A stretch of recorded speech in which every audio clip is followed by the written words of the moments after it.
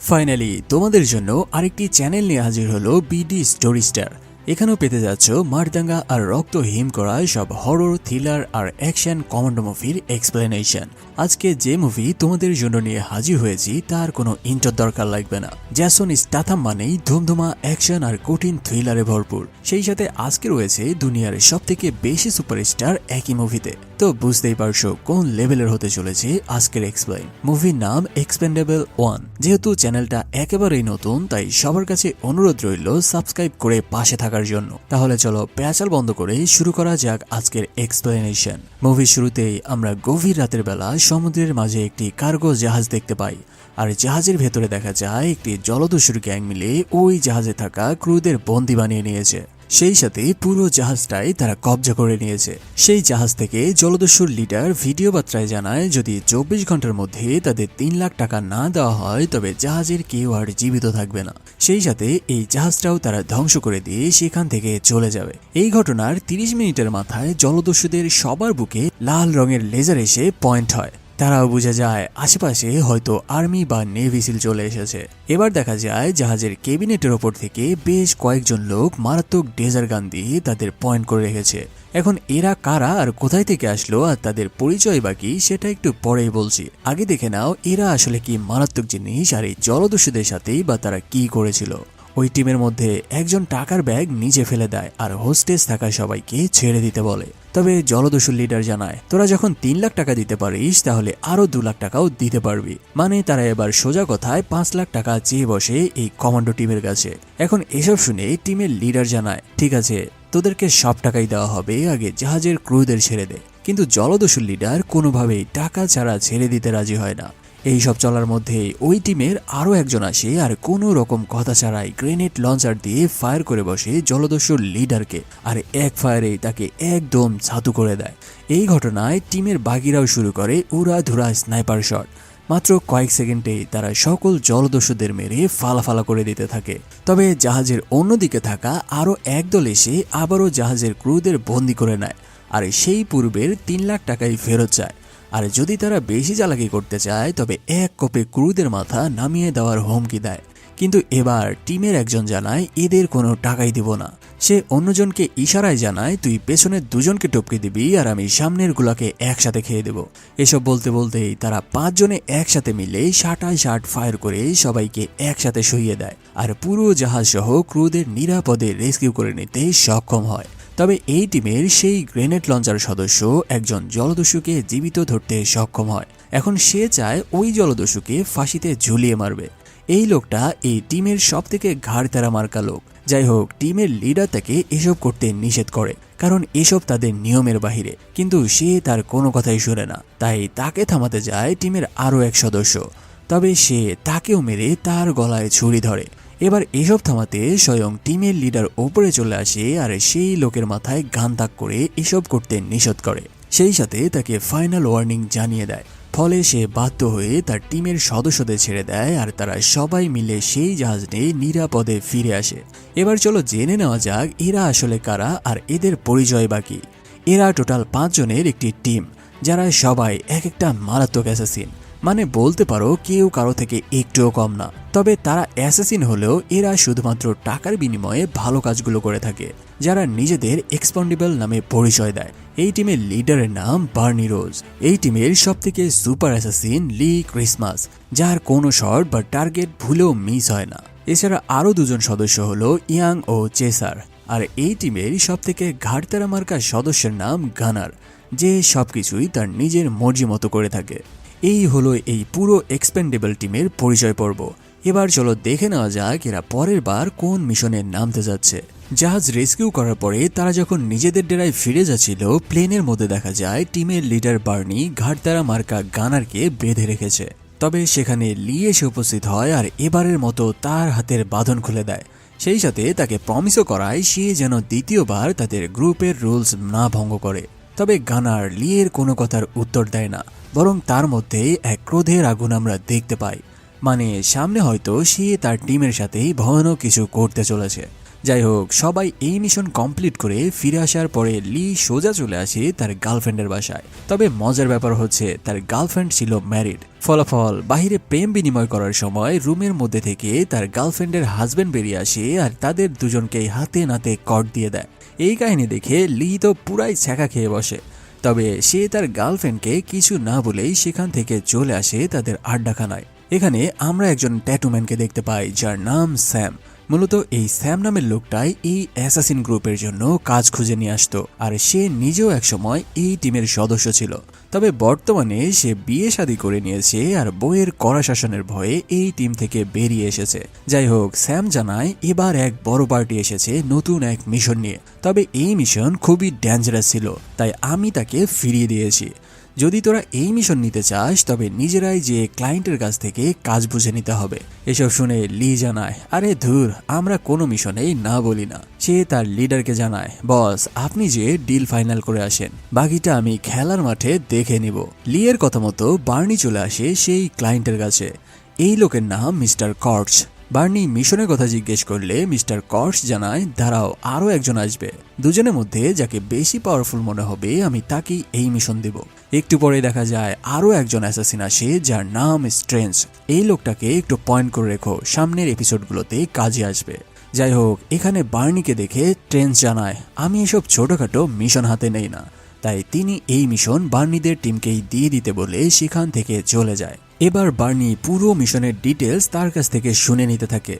Mister কর্টস জানায়, ভিলেনা নামের একটি দ্বীপে একজন শাসক তার রাজ্যের সাধারণ মানুষের ওপরে অন্যায়, অত্যাচার আর জুলুমের সীমা পার করে ফেলেছে। তাই আমি চাই তোমাদের অ্যাসাসিন টিম সেই শাসকের রাজত্ব শেষ করে দিক। তবে যদি তোমরা এই শাসকের বিরুদ্ধে লড়তে যাও তবে আগে তোমাদের তার পালিত 500 সশস্ত্র সেনাবাহিনীর সাথে লড়াই করতে হবে, কারণ এই সেনাবাহিনী তাকে সব সময় প্রোটোকল দিয়ে থাকে। মিশনের সম্পূর্ণ কাহিনী শুনে নিয়ে বার্নি জানায় এই মিশনের জন্য তাদের পুরো টিমকে মোট 50 কোটি টাকা দিতে হবে। মিস্টার কর্টস এক কথায় রাজি হয়ে যায় কোনো রকম বার্গেনিং ছাড়াই। এমনকি সে 50% অ্যাডভান্স করে দেওয়ার কথাও বলে। মিশনের সম্পূর্ণ প্ল্যান বুঝে নিয়ে বার্নি তার টিমের সবাইকে নিয়ে এই মিশনের ব্যাপারে একটি আলোচনা করতে থাকে।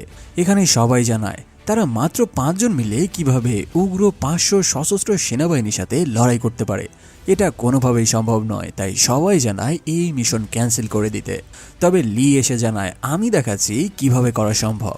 সে জানায়, আমরা হলাম দুনিয়ার খতরনাক অ্যাসাসিন, আমাদের কাজই হলো মানুষকে টপকে দেওয়া, সামনে কে দাঁড়িয়ে আছে সেটা দেখার বিষয় নয়। সে জানায়, যেখানে শক্তি দিয়ে কাজ হয় না সেখানে আগে বুদ্ধি কাজে লাগাতে হয়। সে তাদের একটি প্ল্যান বলে। তারা ছদ্মবেশে ওই দ্বীপে যাবে আর ওই সেনাবাহিনীরা কিভাবে তার রাজাকে প্রোটেকশন দেয় তার পুরো রোড ম্যাপ বানিয়ে নেবে, সেই সাথে সকল সেনাবাহিনীর গতিবিধিও মেপে নেবে। তারপর সুযোগ বুঝে একটা একটা করে ধরে সবাইকে খালাস করে দেবে। লিয়ের এই আইডিয়া টিমের সবার পছন্দ হয়, তাই বার্নি এই মিশনে যাওয়ার জন্য সবাইকে প্রস্তুত হতে বলে। এখানে এত গুরুত্বপূর্ণ একটি মিটিং হলো, এখানে কিন্তু তাদের টিমের আরেক সদস্য গানার ছিল না। মিটিং শেষ করে বার্নি ফিরে যাওয়ার সময় গানার তার সামনে আসে আর সে বার্নিকে জানায়, বস আমি জানি তুমি মিশনে যাচ্ছ, প্লিজ আমাকেও তোমার সাথে নাও। আমি কথা দিচ্ছি এই মিশনে কোনো উল্টাপাল্টা কাজ করব না। সে জানায় তার মেয়ের চিকিৎসার জন্য তার অনেক টাকার দরকার, তাই এই মিশনে তাকে নেওয়ার জন্য বারবার অনুরোধ করতে থাকে। তবে বার্নি গানারের কোনো কথা না শুনে এই মিশন থেকে তাকে বাদ দিয়েই সেখান থেকে চলে যায়। আসলে বার্নি চায় না গানার এই সেন্সিটিভ মিশনে যেয়ে সবকিছুই পণ্ড করে দিক, বরং বার্নি চাচ্ছিল সে মিশন থেকে ফিরে এসে গানারের ভাগের টাকা তাকে এমনিতেই দিয়ে দিবে, তবুও তাকে মিশনে নেবে না। পরের দিন প্ল্যান অনুযায়ী বার্নি ও লি তাদের প্রাইভেট জেট নিয়ে রওনা দেয় সেই দ্বীপের উদ্দেশ্যে। দ্বীপের পোর্টে ল্যান্ড করতেই সেখানের সেনাবাহিনী এসে তাদের ধরে নিয়ে যায়। তবে লি আর বার্নি নিজেদের ওয়াইল্ড ফটোগ্রাফার পরিচয় দিয়ে জানায় তারা এসেছে এই দ্বীপের সুন্দর পশু পাখিদের ভিডিও নিতে। সেখানে তারা নিজেদের একদম সিম্পলভাবে প্রেজেন্ট করলেও সামনে থেকে ভিসা অফিসার আর পেছন থেকে দুজন সিনিয়র অফিসার তাদের দুজনকেই প্রখরভাবে পর্যবেক্ষণ করতে থাকে। সেই সাথে ওপরে লাগানো সিসি ক্যামেরা দিয়েও তাদের বডি ল্যাঙ্গুয়েজ ও গতিবিধি নজরদারি করছিল সেখানের সিকিউরিটিরা, কারণ এদের দেখে কোনোভাবেই ওয়াইল্ড ফটোগ্রাফার মনে হচ্ছিল না। তারা প্রায় ধরা খেয়েই বসবে তার আগে ভিসা অফিসার অবশেষে তাদের দ্বীপে ঢোকার অনুমতি দিয়ে ভিসা অ্যাপ্রুভ করে দেয়। অন্যদিকে দেখা যায় বার্নি ও লি যেই প্লেনে করে এই দ্বীপে এসে নেমেছে সেই প্লেনের ভেতরে আমরা গানারকে দেখতে পাই। মানে সেও লুকিয়ে এখানে এসেছে আর অবশ্যই কিছু একটা আকাম সে করেই ছাড়বে। রাস্তায় বের হয়েই বার্নি ও লি সেই সেনাবাহিনীদের সামনে পড়ে যায়। লি তার ক্যামেরা দিয়ে অতি গোপনে সেনাবাহিনীদের গতিবিধি ক্যাপচার করে নিতে থাকে। সেখানে তারা এই দ্বীপের রাজা জেমস মনরোকেও দেখতে পায়, যাকে তার পালিত বিশাল একটি সেনাবাহিনীর বহর প্রোটোকল দিয়ে নিয়ে যাচ্ছিল। সেখান থেকে তারা একটি হোটেলে ফিরে আসলে সেখানে এসে উপস্থিত হয় সেই দেশের আর্মি জেনারেল গার্জার একমাত্র মেয়ে, যার নাম সান্ড্রা। সেই তাদের বলে, আমি জানি তোমরা এখানে কেন এসেছো, আর তোমরা যে লুকিয়ে জেমস মুনরোর ছবি উঠিয়েছো সেটাও আমি দেখেছি। তবে সান্ড্রা তাদের জানায়, আমি চাই এই দ্বীপটা স্বাধীনভাবে নতুন করে গড়ে উঠুক, কারণ এই দ্বীপের রাজা জেমস মুনরো সাধারণ মানুষের ওপরে প্রতিদিন অন্যায় অত্যাচার ও অবিচার চালায়। তোমরা যেভাবে চাও আমি তোমাদের হেল্প করব। সিন শিফট হলে আমরা দেখতে পাই জেমস মুনরো তার বডিগার্ড নিয়ে একটি মাঠ পরিদর্শন করতে এসেছে। সে তার জেনারেলকে বলে, এবারে আমার 10 টন মাল কম হয়েছে, তাই পরের বার এই 10 টন সহ সুদ হিসেবে আমাকে আরো 25 টন মাল বেশি বুঝিয়ে দিতে হবে। আসলে এই বেটা জেমস মুনরো এই সুন্দর দ্বীপে কোকেনের চাষ করত, আর সেগুলো চড়া দামে রপ্তানি করত বহির্বিশ্বে। আর এই কোকেন চাষে সাধারণ মানুষের জমি আর তদারকি করার জন্য স্বয়ং তার পালিত সেনাবাহিনী ব্যবহার করত।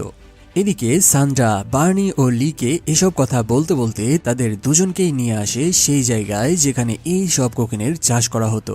এই সব কিছুর সাথেই সান্ড্রা তাদের সবথেকে গুরুত্বপূর্ণ একটি কথাও বলে দেয়। সেটা হলো, এই জেমস মুনরো কিন্তু লোকাল নয়, সে একজন আমেরিকান, আর সে মাত্র 10 বছর আগেই আমেরিকা থেকে এই দ্বীপে এসে তার রাজত্ব গড়ে তুলেছে। যাই হোক, তারা কথা বলার সময় হঠাৎ সেখানে জেমসের সেনাবাহিনীর একটি টহল টিম চলে আসে, আর সান্ড্রাকে এই ভিনদেশীদের সাথে এই মাঠের মধ্যে এক জায়গায় দেখে তারাও বুঝে যায় সান্ড্রা হয়তো এদের সবকিছুই বলে দিয়েছে। তাই তারা সান্ড্রাকে হোস্টেস করে নেয় আর তাকে বলতে থাকে, তুমি যতই জেনারেলের মেয়ে হও না কেন, অন্যায় করলে তোমাকেও মেরে ফেলা হবে।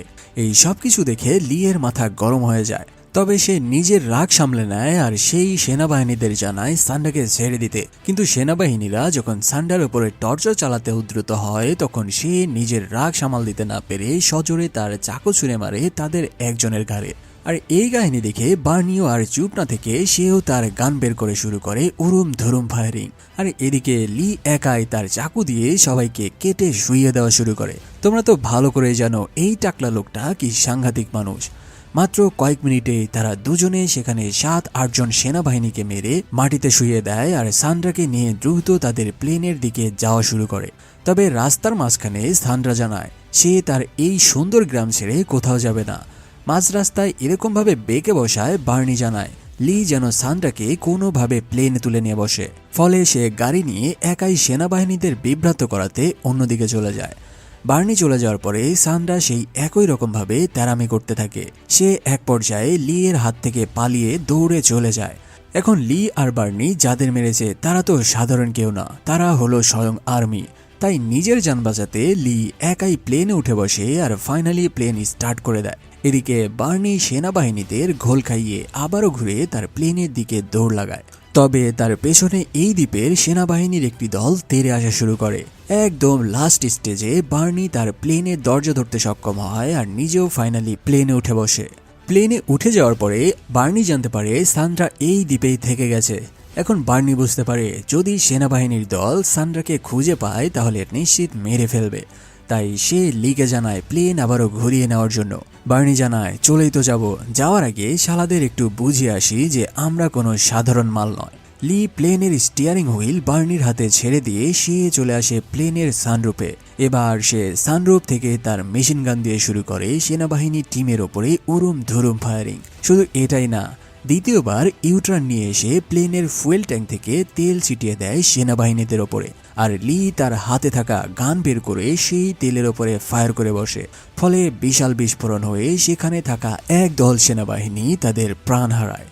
এদিকে দ্বীপের রাজা জেমস মুনরো তার আর্মি জেনারেলকে ধরে আনে আর তাকে জানিয়ে দেয় সান্ড্রা তাদের সাথে যেটা করেছে সেটা বিশ্বাসঘাতকতা। তাই সে যারই মেয়ে হোক তাকে এখন মরতে হবে। ফলে সে জেনারেলকেই হুকুম করে তারই মেয়েকে ধরে এনে তার সামনেই হত্যা করতে। জেনারেল চলে গেলে জেমস মুনরোর সামনে আসে বার্নি ও লিয়ের সেই ঘাড়তারা বন্ধু গানার। তাকে দেখেই মুনরোর ভয়ানক সব বডিগার্ডরা ঘিরে ধরে। তবে গানার জানায় আমি জানি তোমার এখন সবথেকে গলার বড় কাটা বার্নি আর লি, যারা একটু আগেই তোমার এক প্লাটুন সৈন্যকে মেরে তোমাকে ঘোল খাইয়ে পালিয়ে গেছে। আর আমি তোমার সেই গলার কাটা নামিয়ে দিতে পারবো। মানে গানার এখানে তার টিমের সাথেই মারাত্মক বিশ্বাসঘাতকতা করতে চলেছে। গানারের কথায় জেমস মনরো গানারকে তার দলে নিয়ে নেয়। এদিকে নিজের দেশে ফিরে এসে বার্নি আগে সেই লোকের ঠিকুজি গোষ্ঠী খুঁজে বের করা শুরু করে যে তাদের এই মিশন দিয়েছিল। এখানে বার্নি জানতে পারে এই মিস্টার কর্স নামের লোকটি কোনো বিজনেসম্যান নয়, বরং সে একজন সিআই এজেন্ট। আর সব থেকে বড় টুইস্ট হলো তারা যাকে মারতে সেই দ্বীপে গিয়েছিল, মানে জেমস মনরো নিজেও একজন সিআই এজেন্ট ছিল। তবে জেমস মনরো একদিন আমেরিকা থেকে চলে যায় আর তার সিআইএ ডিপার্টমেন্টের সাথে বেইমানি করে তাদের সকল সিক্রেট কাজে লাগিয়ে নিজে একটি দ্বীপের সরকার হিসেবে প্রতিষ্ঠিত হয়। আর এই কারণেই মিস্টার কর্স জেমস মনরোকে মেরে ফেলতে চায়। তবে এখন প্রশ্ন হলো, তাহলে মিস্টার কর্স কেন অ্যাসাসিন দিয়েই জেমস মনরোকে মারতে চায়? চাইলে তো সে নিজেই তার ডিপার্টমেন্টের সিআই এজেন্ট দিয়েই জেমস মনরোকে মেরে ফেলতে পারে। আসলে এখানে মিস্টার কর্স তার তীক্ষ্ণ বুদ্ধি দিয়ে সবাইকে এক গেমে খেলে দিয়েছে। কি বুঝতে পারছো না? দাঁড়াও বুঝিয়ে বলছি। যদি কোনো সিআই এজেন্ট তাদের নিজের এজেন্টদের মেরে ফেলে, তাহলে সিআইয়ের ওপর থেকে মানুষের ভরসা উঠে যাবে। সেই সাথে সিআইয়ের অনেক দিন ধরে এই এক্সপেন্ডেবল টিমের অ্যাসাসিনদের মারার জন্য অপেক্ষা করছিল, তবে তারা কোনোভাবে এই অ্যাসাসিনদের কিচ্ছুই করতে পারেনি। তাই মিস্টার কর্স বুদ্ধি খাটিয়ে অ্যাসাসিনদের দিয়ে জেমস মনরোকে মেরে ফেলতে চায়। আর একজন সিআই এজেন্টকে মারার দায়ে এই পুরো অ্যাসাসিন টিমকে লিগ্যালি গ্রেপ্তার করে নিতে চায়। এই পুরো মাস্টার প্ল্যানের কথা যখন টিমের সবাইকে বার্নি জানায়, তারা তো পুরাই শর্ট খেয়ে বসে। ফলে বার্নি এখানে এই মিশন শাটডাউন করে দেয় আর মিস্টার কর্সের সাথে সকল রকম যোগাযোগ বন্ধ করে দেয়। আর সেই সাথে পরিবেশ নর্মাল না হওয়া পর্যন্ত অ্যাসাসিন টিমের সবাইকে আলাদা আলাদা জায়গায় পাঠিয়ে দেওয়া হয়, যেন কোনো সিআই এজেন্ট তাদের পর্যন্ত সহজে পৌঁছাতে না পারে। সিনশিফট হলে আমরা লিকে দেখতে পাই যে তার এই অবসর সময় কাটাতে আবারও আসে তার সেই প্রেমিকার বাসায়। তবে এবার এসে সে দেখতে পায় তার গার্লফ্রেন্ডকে তার হাজবেন্ড মেরে তার মুখ নষ্ট করে দিয়েছে। এবার লি তার গার্লফ্রেন্ডকে তুলে নিয়ে তার হাজবেন্ডের কাছে নিয়ে যায় আর কোনো রকম কথা ছাড়াই উড়াধুরা তাকে কেলানো শুরু করে। এক একজনকে মেরে এসে পাট করে দেয় আর তার গার্লফ্রেন্ডের হাজবেন্ডকে লাস্ট টাইম ওয়ার্নিং দিয়ে দেয়। সে জানায় যারা স্ত্রীর উপরে হাত তুলে তারা বীরপুরুষ নয়, বরং তারা হলো কাপুরুষ। তবে লি তাকে জানে না মেরে ছেড়ে দেয় আর তার গার্লফ্রেন্ডকে নিজের সাথে নিয়ে সেখান থেকে চলে আসে। অন্যদিকে সেই দ্বীপে আমরা দেখতে পাই জেমস মনরো তার পালিত সেনাবাহিনী দিয়ে পুরো দ্বীপে শুরু করে ডেভিল হান্টের মতো ব্যাপক অভিযান। আর ফাইনালি তারা সান্ড্রাকে ধরে নিয়ে আসে জেমস মনরোর সামনে। সে সান্ড্রাকে জানায়, তুমি যেটা করেছো সেটা দেশদ্রোহী কাজ, আর দেশদ্রোহিতার সাজা হলো মৃত্যুদণ্ড। তাই সে তার সেনাবাহিনীকে অর্ডার দেয় সান্ড্রাকে ব্যাপক টর্চার করে তার থেকে তথ্য বের করার পরে তাকে মেরে ফেলতে। ফলে তার অর্ডারে সেনাবাহিনীরা সান্ড্রাকে নিয়ে চলে যায় আর তার উপরে কঠিন অত্যাচার ও টর্চার শুরু করে। তবে এত টর্চারের পরেও সান্ড্রা তার মুখ দিয়ে কিছুই বলে না। এখানে এই কাহিনী জেনারেল তার সামনেই দাঁড়িয়ে নিজের চোখে দেখছিল। মানে বুঝতে পারছো ব্যাপারটা? বাবার সামনে নিজের মেয়ের উপরে চলছে এমন টর্চার। এসব দেখে জেনারেল রাগ আর ক্ষোভে সেখান থেকে সরে যায়। তবে তারা যখন বুঝতে পারে সান্ড্রাকে আরও মারা হলে সে মারা যেতে পারে, এবার তারা টর্চার বন্ধ করে দেয়। অন্যদিকে আমরা দেখতে পাই বার্নি তার বন্ধুদের জানায় সে আবারও এই দ্বীপে যেতে চায় আর সান্ড্রাকে বাঁচিয়ে নিয়ে আসতে চায়। এখন এই কথা শুনে কেউ তো আর রাজি হয় না। লি জানায় ওই মেয়ে এক সের ঘাটতেরা, সে নিজেও মরবে আর তোকেও ডুবাবে। তবে কেউ যখন যেতে রাজি হচ্ছিল না, বার্নি জানায় সে একাই সেই দ্বীপে যাবে আর সান্ড্রাকে নিয়ে আসবে। আসলে বার্নি ইতিমধ্যেই সান্ড্রাকে ভালোবেসে ফেলেছে। এখন এই কাহিনী বুঝতে পেরে লি তাকে জানায় সেও তার সাথে যাবে, পরে যেটা হবে দেখা যাবে। হাজার হলো বন্ধুর প্রেম বলে কথা। যখন তারা আবারও সেই দ্বীপের এরিয়ায় পৌঁছায়, তাদের ওপরে আতর্কিত হামলা করে বসে তাদের সেই পুরান টিমমেট গানার। তবে বার্নি এই আতর্কিত হামলা সামাল দিয়ে নিজেকে প্রোটেক্ট করতে থাকে। এক পর্যায়ে তারা গোলাগুলি করতে করতে একটি কারখানার মধ্যে ঢুকে যায়। তবে গানার সেখানে এসে তাদের ওপরে টর্চার চালানো শুরু করে। এবার বার্নি যখন বুঝতে পারে যে গানার তাদের পেছনে পড়ে গেছে আর সে বেশি বেশি করছে, তাই সে তার দয়ামায়া ভুলে যায় আর গানারকে পেছন থেকে শুট করে দেয়। তবে এখানে দেখা যায় গানার তখনও বেঁচে ছিল। আসলে বার্নি শুট করেছিল গানারের কাঁধের ওপরের অংশে। বার্নি এবার গানারকে বলে, গানার, তোমার ভাগের টাকা আমি তোমার মেয়ের চিকিৎসার জন্য হসপিটালে ইতিমধ্যেই জমা করে দিয়েছি। সেই সাথে আমার ভাগের এবং লিয়ের ভাগের টাকাও তোমার মেয়ের জন্য দিয়ে এসেছি, যেন সে সুস্থ হওয়ার পরে ভালোভাবে জীবনযাপন করতে পারে। আর তুমি যে আমাদের বন্ধু এটা তুমি ভুলে গেছো। বার্নির এমন কথা শুনে গানার তার ভুল বুঝতে পারে আর বার্নির কাছে তার ভুলের জন্য ক্ষমা চায়। অন্যদিকে দেখতে পায় আর্মি জেনারেল জেমস মুন্ডোর বিরুদ্ধে তার সেনাবাহিনীকে খেপানোর চেষ্টা করছে, আর এদিকে অ্যাসাসিন টিম এসে মুন্ডোর প্রাসাদের চারিদিকে ঘিরে ফেলতে থাকে। পরিবেশ বুঝে তারা সবাই মিলে আস্তে আস্তে প্রাসাদের মধ্যে ঢুকে যেতে শুরু করে আর মেইন জায়গাগুলোতে বোমা সেট করে দিতে থাকে। এদিকে আর্মি জেনারেল তার আর্মিদের বলতে থাকে, এই স্বৈরাচার আমেরিকা থেকে এসে আমাদের নিজের দেশেই আমাদেরকেই অত্যাচার চালিয়েছে। আজ তোমরা সবাই এক হও আর তার স্বৈর শাসন এখানেই ঘুরিয়ে দাও। তবে ঠিক ওই সময়ে সেখানে জেমস মুন্ডো চলে আসে আর জেনারেলের এই সকল কথা সে শুনে ফেলে। এখানে এই কাহিনী দেখে জেমস মুন্ডো কোনো রকম কথা না বলেই সে জেনারেলের বুকে পর পর শুট করে তাকে মেরে ফেলে। আসলে এই সেনাবাহিনীর মধ্যে 90% সেনা ছিল মুন্ড্রের নিজের লোক, ফলে তারা যে কোনোভাবেই মুন্ড্রোর বিরুদ্ধে যাবে না এটা তো পরিষ্কার। জেনারেলকে মেরে কয়েকজন আর্মি এবার যায় সান্ডার কাছে। তারা যে সান্ডারকে সেক্সুয়ালি হ্যারাস করতে শুরু করে। তবে সেখানে ওই সময় চলে আসে বার্নি, আর সে এসেই প্রথমে এক কোপে একজনের হাত নামিয়ে দেয় আর অন্যজনের মাথা নামিয়ে দিয়ে অবশেষে সে সান্ডারকে বাঁচিয়ে নেয়। কিন্তু সেখান থেকে পালানোর সময়ে সেখানে আরো বহু সেনা চলে আসে আর সান্ড্রা ও বার্নিকে মেরে হোস্টেস করে ফেলে। কিছুক্ষণের মধ্যেই সেখানে চলে আসে মুন্ডোর পালিত সব ভয়ানক বডিগার্ড। তারা এসে একজন সান্ড্রাকে ধরে নেয় আর আরেকজন এসে বার্নির গলায় রশি পেঁচিয়ে ধরে তার দম বন্ধ করে ফেলার চেষ্টা করে। এদিকে বাইরে থাকা অ্যাসাসিন টিমের বাকি কয়জন যখন বুঝতে পারে বার্নি ফিরে আসছে না, তখন লি জানায় অবশ্যই ভেতরে ক্যাচার লেগেছে। ফলে লি আস্তে আস্তে ভেতরে আসে আর সে দেখতে পায় সত্যি সত্যি তারা একজন বার্নির গলায় রশি পেঁচিয়ে ধরেছে আর অন্যজন তাকে বেদম কালাচ্ছে। এটা দেখে লিয়ের মাথার রক্ত উঠে যায় আর সে এবার শুরু করে তার স্টাইলে উড়াধুরা মারপিট। সবাইকে সে একাই কুপিয়ে কেটে ফেলা শুরু করে। কারো হাত নামিয়ে দেয়, কারো বা পেট ফাঁসিয়ে দিয়ে সে বার্নিকে ছাড়িয়ে নেয়। আর বার্নি নিজেও ছাড়া পেয়ে এবার সেও শুরু করে কঠিন ধলাই। দুজনেই মিলে সেখানে এমন তাণ্ডব শুরু করে যে সবাইকে গুলি করে বা চাকু দিয়ে কেটে ফেলা শুরু করে। সবাইকে শুইয়ে দিয়ে তারা যেই বাইরে বের হয় তারা দেখতে পায় মেইন দরজার সামনে হাজার খানেক সেনাবাহিনী তাদের ওয়েপেন লোড করে নিয়ে দাঁড়িয়ে রয়েছে।